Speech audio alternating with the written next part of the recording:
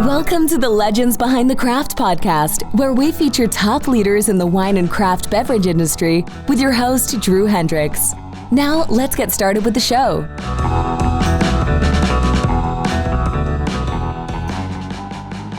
Drew Hendricks here. I'm the host of the Legends Behind the Craft podcast, where I talk with leaders in the wine and craft beverage industry, from tech companies to help wineries operate at maximum efficiency, to today's guests, Carlton Fowler and James Pelligrini, whose investments enable alcohol startups to quickly scale.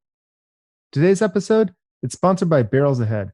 At Barrels Ahead, we work with you to implement a one-of-a-kind marketing strategy, one that highlights your authenticity, tells your story, and connects you with your ideal customers.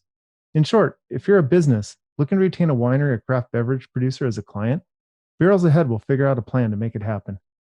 Go to barrelsahead.com today to learn more. Now, before I introduce today's guest, I want to give a big thank you to last week's guest, Taylor Foxman. On last week's show, Taylor and I talked about the importance of understanding the mind frame of an entrepreneur when selling your services to a beverage startup. And this week, we're going to keep that startup momentum going. I'm super excited to talk with Carlton Fowler and James Pelligrini, founding partners at Goat Rodeo Capital. Goat Rodeo is a VC fund dedicated to beverages, both in the alcohol, the traditional, and the cannabis beverage space. With backgrounds in brand development and brand finance from their time at Ernest and Julia Gallo, Carlton and James are in the unique position to bring an operator background to their investing. And of particular interest to them are investments in companies that are taking advantage of the digital space. Welcome to the show, Carlton and James. Thanks for having us, Drew. Thanks, Drew. Yeah, thanks for being on. So guys, tell me, how did the idea of Goat Rodeo come up?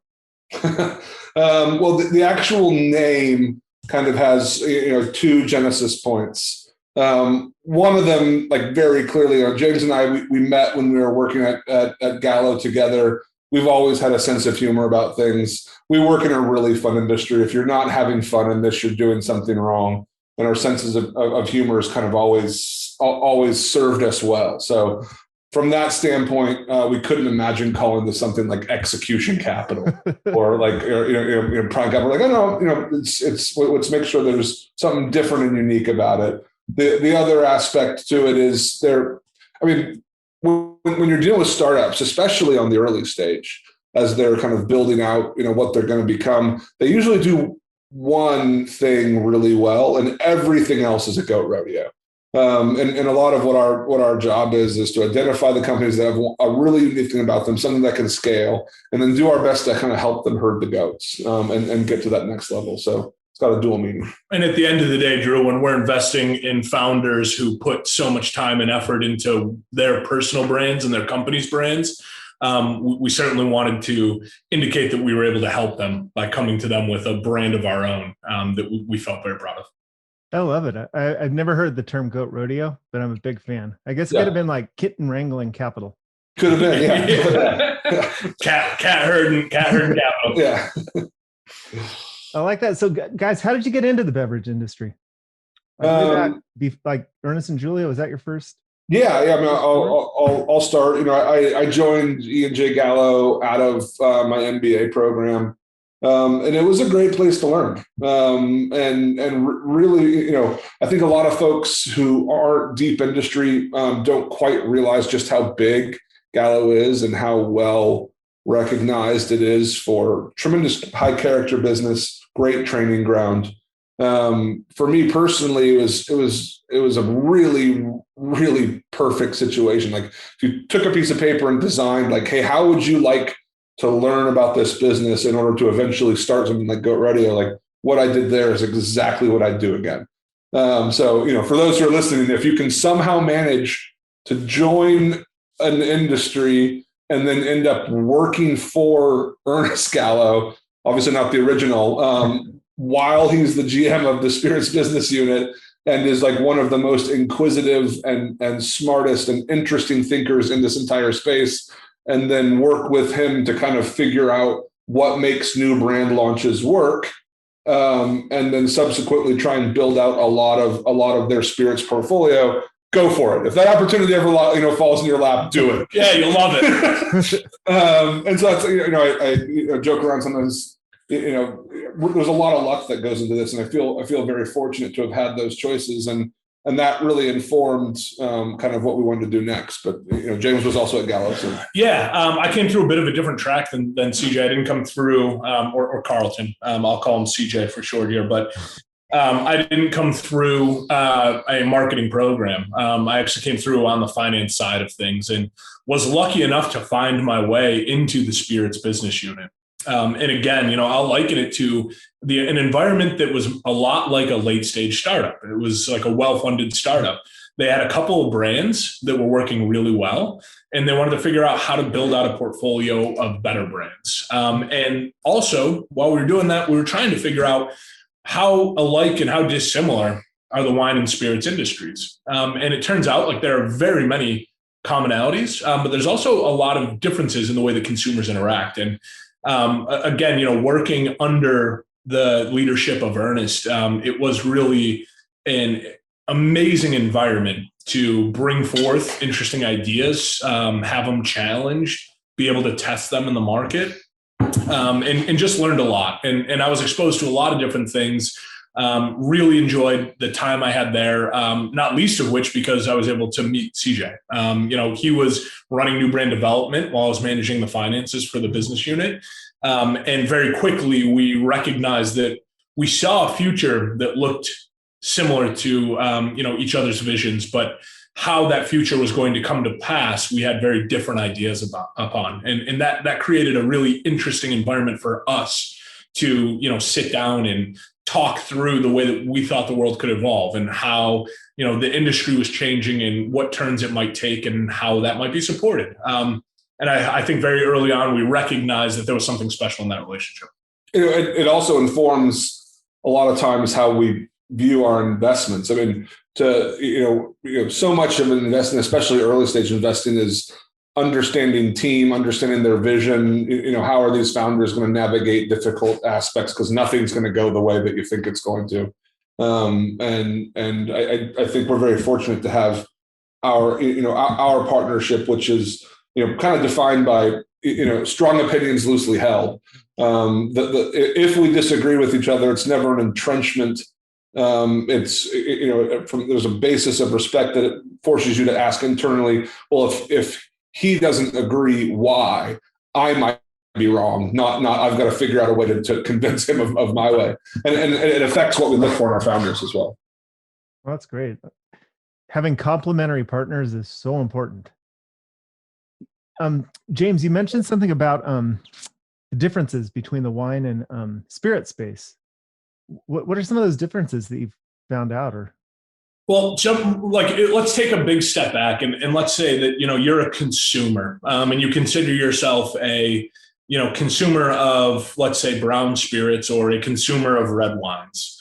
What we tend to find is when you start to segment those consumer populations, oftentimes the wine consumer is shopping price point and by varietal. Mm-hmm. Whereas spirits consumers tend to be a little more brand loyal. So if they find a brand they like, they stick with it. Like I'm sure some Beam drinkers or some Jack drinkers, and that's what they are. And they're not going to waver from that too much. Now, there is, as you start to march up in price point, and as you start to march up into a different type of psychographic, there are explorers who will always be out trying new things and looking for new things. But what we tend to find is that if there is a spirits brand that can entrench itself as part of your ritual as a consumer, you tend to stick with it for quite a while. So that's one of the main differences that we found early on was, the power to switch. It was the cost, I should say, to switch a consumer from one brand to the other was a lot higher in spirits than it tends to be in wine. Well, that couldn't agree more. And it's fascinating for 2 points. One, like the higher a brand loyalty is, essentially the closer that business becomes a proxy for recurring revenue, which is like fundamentally drives why spirits brands tend to get higher multiples on acquisition. So if you know that kind of on balance, once you hook a consumer, whatever it costs to acquire them, they're going to be a very loyal consumer over time. That means they have a higher lifetime value, which means they're worth more to bring into the practice. Like almost counterintuitively, as James described, as you go further and further up in spirits price, people get a little bit more discretionary and shop around because of their consumer behaviors.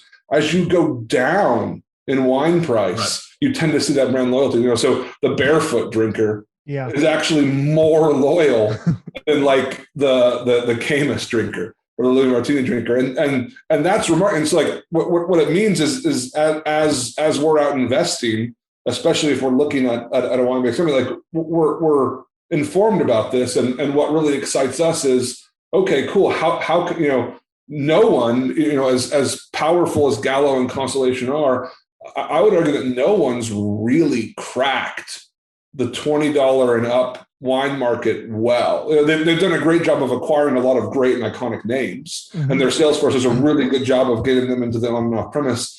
But like they're taking a step back and saying, okay, what does it take to get barefoot level brand loyalty in a $25 cab is something that is fascinating to us, and we continue to work on.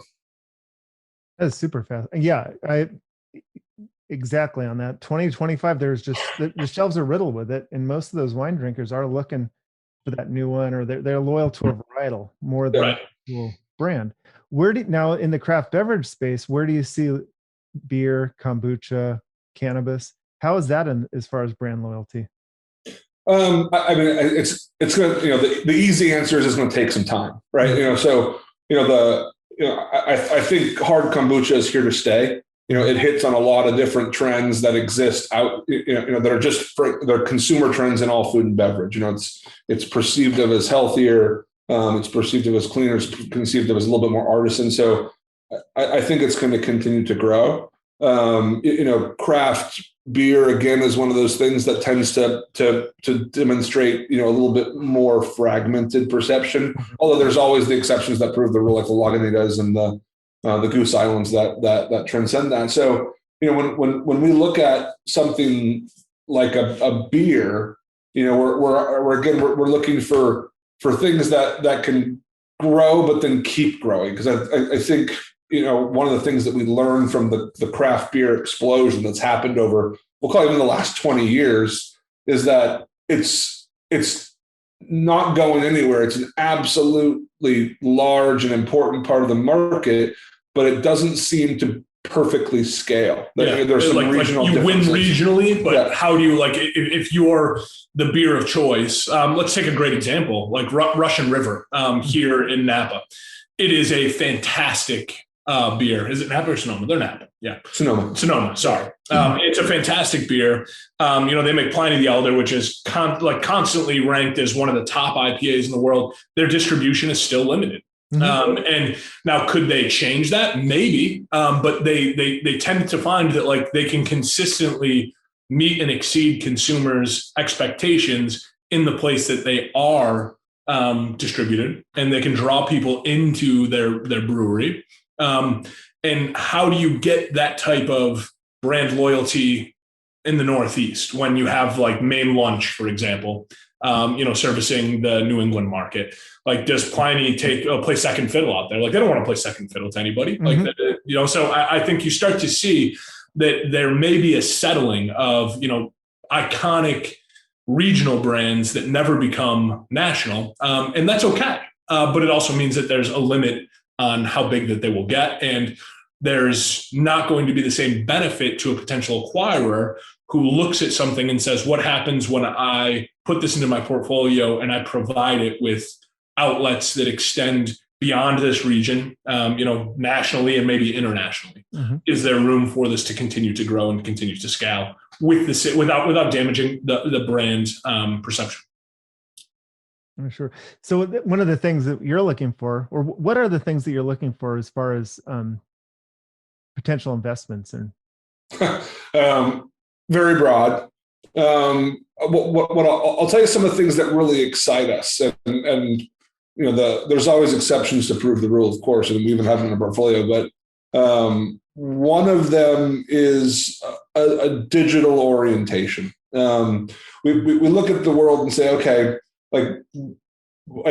what's true about the consumer that hasn't yet become universally true in the categories that we invest in?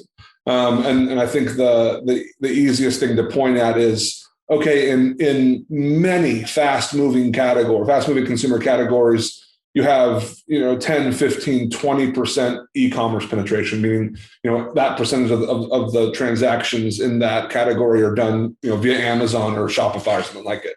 Mm-hmm. In alcohol, it's under 2%. And that's even after COVID made it bigger. But, and so we look at that and say, okay, that's got room to change. The consumer behavior exists. We like buying things through this. Everybody has one. The second you get used to buying your groceries, online, it's not, no one goes, I can't wait to go to that kind of rundown corner liquor store. Like that's not like a positive shopping experience for most people. So why wouldn't they order digitally? Mm-hmm. So we tend to look for whether or not it's brands that are particularly well adapted to that world or platforms that help more brands, participate in that world. That stuff excites us. I don't know if you want to talk about the IP stuff.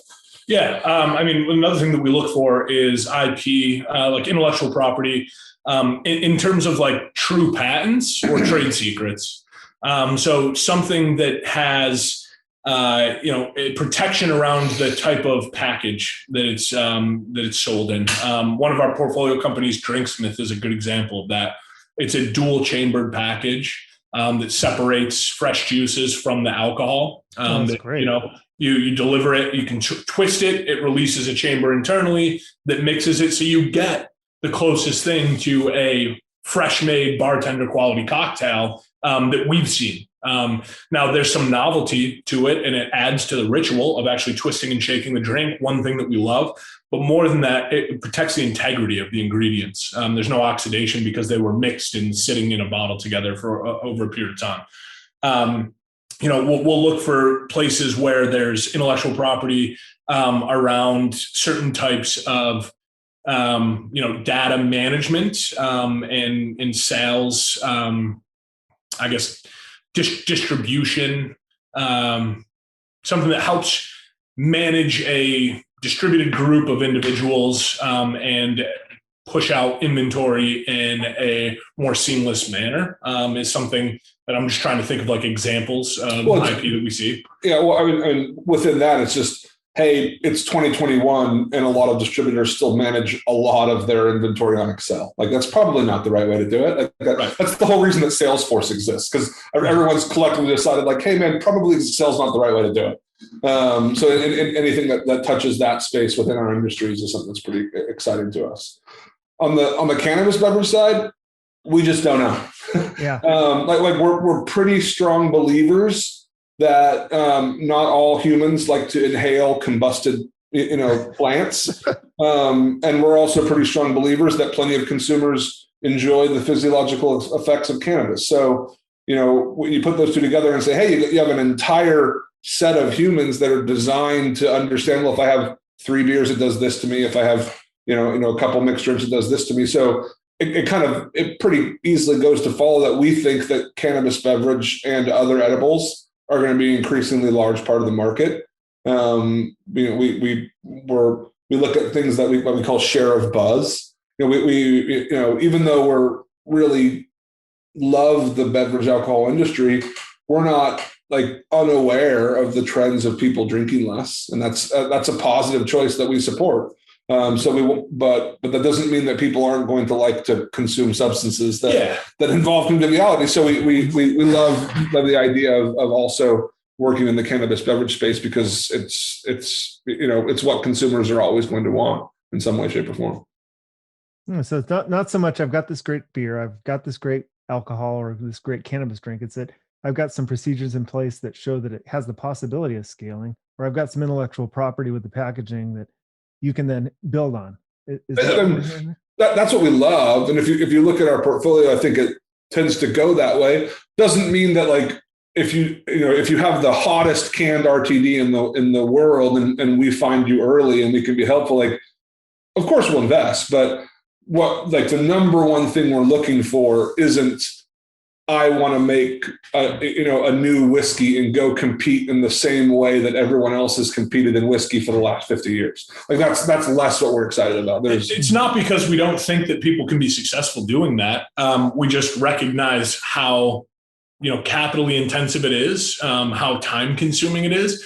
and how hard it is to be right. And as we look at, where we can help things be right, like if we can remove the friction, any way, shape, or form, that's ideal for us. We want something that doesn't have a lot of antagonism in what it's doing, hopefully because it's pushing into a space that is underdeveloped or hasn't been developed yet. Mm-hmm. Sorry, great point. So from a producer perspective, what are some of the things that like a startup should consider when they're thinking about maybe pursuing VC funding or that sort of route versus doing it themselves? Well, you're about to do a panel on this. Yeah, I am. I think understanding the types of funding that are out there is critical to any entrepreneur.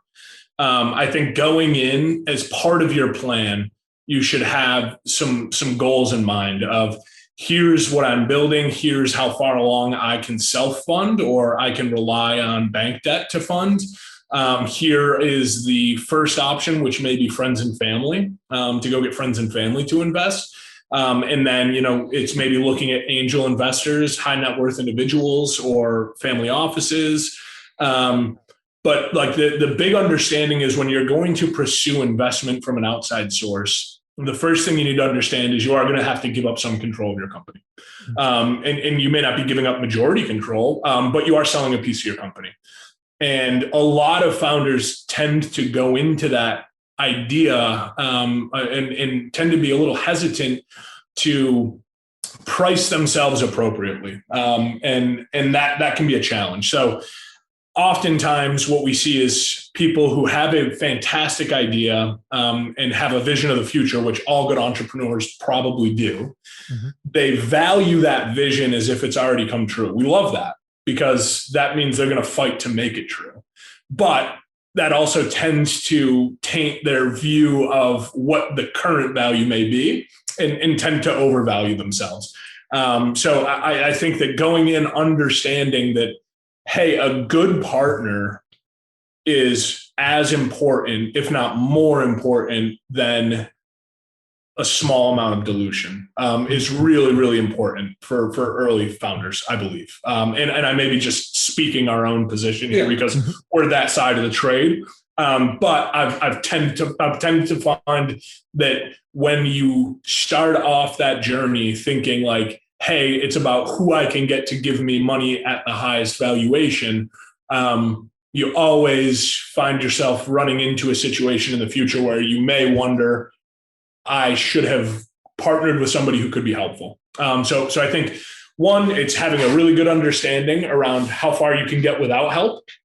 Two, making that decision that I'm comfortable bringing in an external partner. And then three, it's trying to find the right partner and hopefully valuing that partnership more than you value, the worth of your company at the time. Because good partners early tend to stick with you for a long time, can be a source of funding, and they're a great signal to outside investors down the line. So a little bit of something really big is way more valuable than a lot of something that doesn't exist. Great point. Is there a certain inflection point that should trigger the pursuit of VC funds? I mean, it's not going to be, I'm out of cash, we're about going up, let's get VC funds. Then it's too late. When is that time? Always be raising. Yeah. For one, always be cultivating. Like even if you're not taking cash in, get yourself in the practice of putting out investor updates. Get as many people on that list as you possibly can. Only good will come from teaching yourself. I would say in a lot of cases, like where we see people not raise well, often has nothing to do with how good their product is or even how good their traction is. Mm-hmm. It's just that they aren't always be raising. They haven't gotten themselves in this sense of I'm gonna send out quarterly updates and I'm going to rigorously get as many people on this list as possible, because you never know where your next lead investor is going to come from. To answer your question specifically, we frequently want to see some traction. A trailing 12-month period of both growth and we'll get much more excited if you've made seven figures in your last 12 months than if you've made 6 figures or 5 figures. The closer it is to 7 figures plus, the more it's truly an idea that can use and deploy seed capital, and there's some validation of that idea. That doesn't mean that we don't invest others. We've invested in some startups pre-revenue, but the bar is much, much higher. And it's much more akin to, we better really believe in the value of the IP, because an idea alone is very rarely going to get us to invest pre-revenue. I think the other benefit, one thing I'll add here, Drew, is this idea around always be raising. It's a simple phrase that I think encapsulates a lot. And part of it is getting yourself used to telling a narrative, and really refining your story. On one hand, a lot of startup and entrepreneurs are really, really great at product development and really, really great at sales when you're explaining the benefit of the product, or you're explaining, the brand of the product. And the conversation with fundraising tends to be a little different. You're talking about different things, and you're talking to a different audience. And I think this idea that you start early and have know your elevator pitch and refine it and refine it and refine it. You never know who you're going to be sitting next to on a plane. You never know when you're going to bump into somebody who's like, oh, you do what? Tell me a little bit about it. So often we see those serendipitous relationships turn out to be a great segue into funding. That I think it's important to just always understand that, there's two sides to the business when you're an entrepreneur. And one of them is the most important, which is the selling piece, but very close second is the ability to bring in funding if you're going to look to grow rapidly. That is a great piece of advice. And I think I'm probably misstating it when I say it, but it's almost like getting yourself ready to date. I mean, if you're starting up your beverage brand, you're really honed in on the craft, but have that investor thing at the bottom. I mean, learn your pitch deck, learn your elevator pitch, start, even if you're not pursuing funds, versus hiding out in a hole for 5 years, getting your beverage ready. You're nowhere near, once it's time to go get funds, you're not really seasoned or fit to actually do the pitch. Yeah, that's exactly right. Practice really does make perfect. And it always takes longer to do everything. As an entrepreneur, and in the startup space, even in our world, everything takes longer than you want it to and then you expect it to. So starting early, it's always going to be to your benefit. For every entrepreneur out there listening, wouldn't it be great to have 5 or 6 people that are interested by the time you need to go and raise the capital, so that you start warm conversations? Because I'll tell you, it reduces a lot of anxiety, and it can make that process a lot more smooth.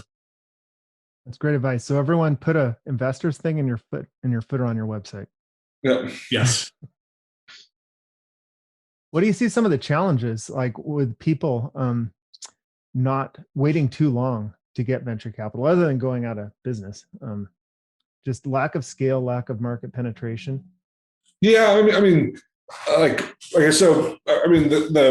kind of preemptive answer to that question is in things that really need venture capital, and where the payoff for both sides is great, is usually things that couldn't otherwise have grown out of their own cash flows, right? So you either have a really interesting piece of custom packaging that is expensive at small scale, but will flip at high scale, and you need to cover that burn as you're growing, or you're trying to build a new platform that can bring on a bunch of new brands, but you need to burn money to get there. Managing that burn is kind of everything. Is having a really good sense of how far can I get on the money I've raised? How's my cash in the bank doing? And making sure that because it's always a gamble, because from the entrepreneur side, they always want to get a little bit further to get a better valuation to raise at. Mm-hmm. And that's fine until you run yourself into a situation where you have to have money to keep going.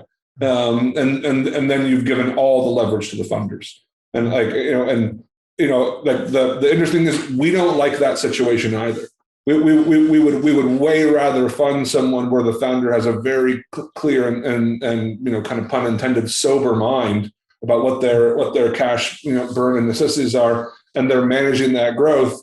We don't like being predatory. We don't like showing up and like, well, I know you need some money to survive, so here's some really nasty terms. Like, it's not fun for us. It's definitely not fun for the founder. And it's more a signal that they couldn't understand that about their business, which probably doesn't bode well for the future. Right. And I think that really kind of starts at the ground with having a good business plan.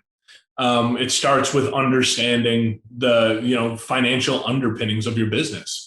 Like, how much do you sell your product for? How much does it cost you to make it? How are you supporting it in the market? How much is your overhead? And what levers can you pull to increase or decrease different areas of spend? How fungible is your marketing bucket? Have you bought a bunch of POS that hopefully works and you've already invested $200,000 into it? Because that may not be a great use of spend early on. So I think that a good financial understanding of your business is where it begins, and it should always be with a keen eye on how long can we survive at this pace, and with additional money in the system, how much faster can we grow? That's a good answer. You guys talked about the importance of partnering with a company that can actually add value, and you guys bring that operator's viewpoint to your investments. When you come into a new investment, what is the mix on the capital spend? Is it going to be on CapEx expenditures, marketing, branding? Where do you usually see the biggest need when you go into these new investments? Again, it depends. If they're making a product, it's inventory is going to be the biggest thing usually. Like they have to make more things to sell them. If we don't get involved in too many super CapEx heavy stuff. Like, if the idea is I want to build a distillery and then launch a brand from it, like, our response is like, yeah, well, maybe you should use a contract manufacturer, prove someone wants your brand, and then a couple of years from there, we'll build a distillery. So actual inputs are usually the highest cost, especially if you make something. If it's more of an asset light model where you're building a platform, or otherwise it's customer acquisition. And so it's I understand the question, but it's very varied. The nice part about that is in all situations underlying that, like, we're going to be looking at a couple very clear things. Like, we're always going to want to try and figure out, like, how much does it cost for you to acquire a customer, whatever your customer is. Because if you're an e-commerce platform, your customer is other brands, not the eventual consumers. No way is someone, we typically invest early, seed and Series A. So we're never really going to know what the full on lifetime value of a customer is. But we can expect to have a really good understanding of, like, if it costs me $10 to acquire a consumer, how quickly until that's paid back. And can we project forward some of these metrics? So that's almost always what we're looking at across industries. But then, to answer your question specifically, within industries, if you make something, it's probably COGS. If you are more technology oriented, it's probably customer acquisition and straight personnel to be building out your digital platform. Yeah, and most importantly, in the broader conversation, is the entrepreneur who's out fundraising. Sure as hell better have a good idea of how they're going to be using your money. Mm-hmm. And they better be able to walk you through, like, hey, X percent is going to, additional headcounts 1, 2, and 3. Here's what they're going to do. Here's the value they get, or the value we get out of those additional headcounts. X percent is going to marketing. And we know that our, ROI on this marketing channel is X. But, like, not having that plan and just saying, hey, I need $1 million or I need a couple $1 million is a surefire way to get a meeting ended very quickly. So I think understanding, and it's going to differ business to business, but understanding your business, understanding in your ask of how you're going to deploy someone's capital, super important. And we may have some ideas as we're going through it and say, you sure you want to do that? Because we've seen in the past where this can be problematic. and here's another option you might want to consider. So it can be a collaborative conversation, but you should come in with a really clear idea of how you want to do it. I think that collaborative conversation also helps you just find investments that are going to work for you, because you want to work with founders that you can collaborate with and not constantly be at odds with. Yeah, 100%. Absolutely. It's almost like a dating question. Can we work together? Can we grow? What's some of your biggest or favorite investments right now? We're really excited about Drinksmith. When you take a step back and say, okay, what's the fastest growing category? It's definitely ready to drink. And Drinksmith kind of, this by no means do I mean to denigrate a lot of the success that's happened in the can space, but putting something in a can, carbonating it with fresh juice, there's a lot of competition. Drinksmith has a proprietary package that allows it to make a cocktail that is absolutely as good as one you'd get from like the very best cocktail bar. So that's really exciting to us. We kind of outlined before how high we are on the digital world. We're invested in a company called Speakeasy. The easiest way to describe it is this kind of Shopify for craft spirits. And anybody who has a craft spirits business up and running can get on Speakeasy and can sell in 40 plus states overnight without having compliantly, without having to get distribution in all those states. And that's that's a deal, like a game changer. That's amazing. They're down in my neck of the woods. Yeah. Are you down in San Diego? Yeah, we're down. So we're. I mean, listen, we're high on all of our investments. Yeah, man, I love all my children. Can't ask me. But I think those are two really good examples of the type of world that excites us. Yeah. Yeah, that was a tough question, singling out two of your favorites. Yeah, for sure. I mean, we could just keep going and talk about every single one of them. Because, well, let's talk about what you're not investing in. What do you like drinking when you're not investing? Ooh, that's a good question. Lately, hey, another shout out to Speakeasy here. They carry some of the limited release products from Whistle Pig, and they had an 18-year-old rye that, I'll be the first to tell you, I don't fall into the typical trap of age being an indicator of quality. It is one of the number one signals that whiskey distilleries typically use to say, hey, this is better than everything else because it's older.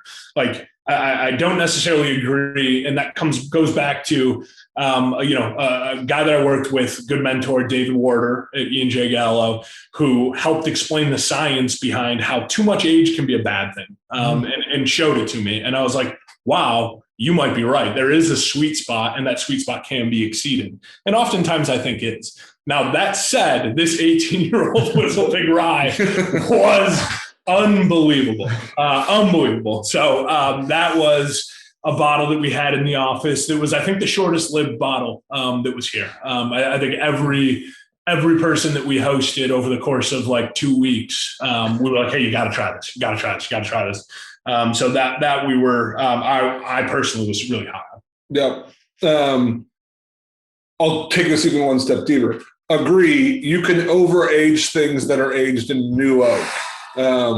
So I think the best deal out there in brown spirits is Armagnacs and cognacs. Armagnac especially.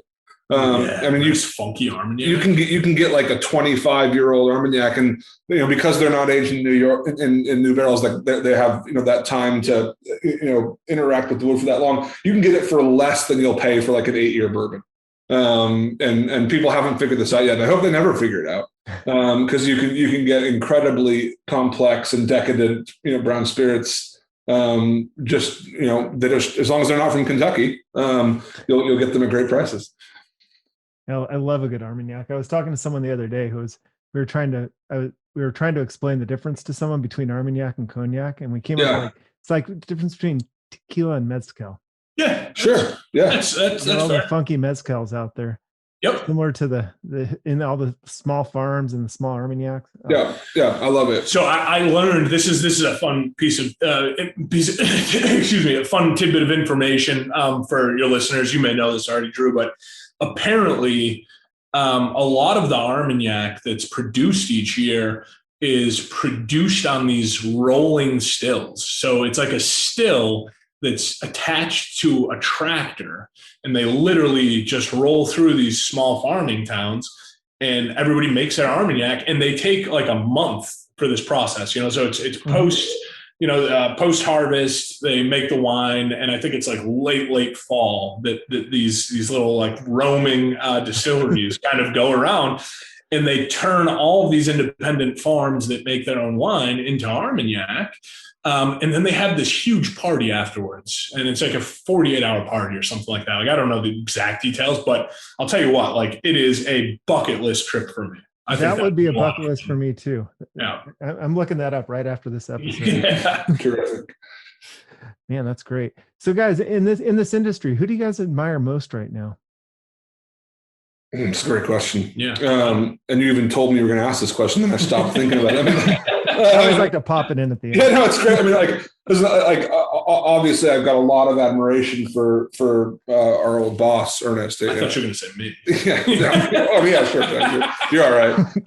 Got a lot of admiration from Ernest, but one of the people who are doing some of the most interesting things in spirits right now is the Samson Surrey group, Mr. Rowe over there, kind of putting together a really nice portfolio of stuff that's working well in the on-premise. So I like that. What about you? Yeah. I think I'm gonna take, like, maybe this is a bit of a cop-out answer, but I really like what Molson Coors has done. They've made a very clear decision to, not necessarily be just a brewery. Their investment in LA Libations to go after the non-alcoholic space, a clear desire to be involved in things other than, malted beverages is really interesting. I think it's indicative of a new future that we're going to see, where a lot of large suppliers are not large spirit suppliers, large wine suppliers, large soft drink suppliers, like, where there's going to be a little bit of a blending. And I expect Molson Coors to kind of be at the forefront of that. Oh, it's interesting. So Carlton and James, where can people learn more about you and the Goat Rodeo and Rodeo Capital? GoatRodeoCapital.com. And we're really easily reached. I think the email's on the website, but is it Roundup? Yeah, I always get confused, the Roundup or Roundup at GoatRodeoCapital.com. We'll get to both of us. Awesome. Thank you, guys. Thank you so much for being on the show. Yeah, thanks for having us. Thanks, Drew.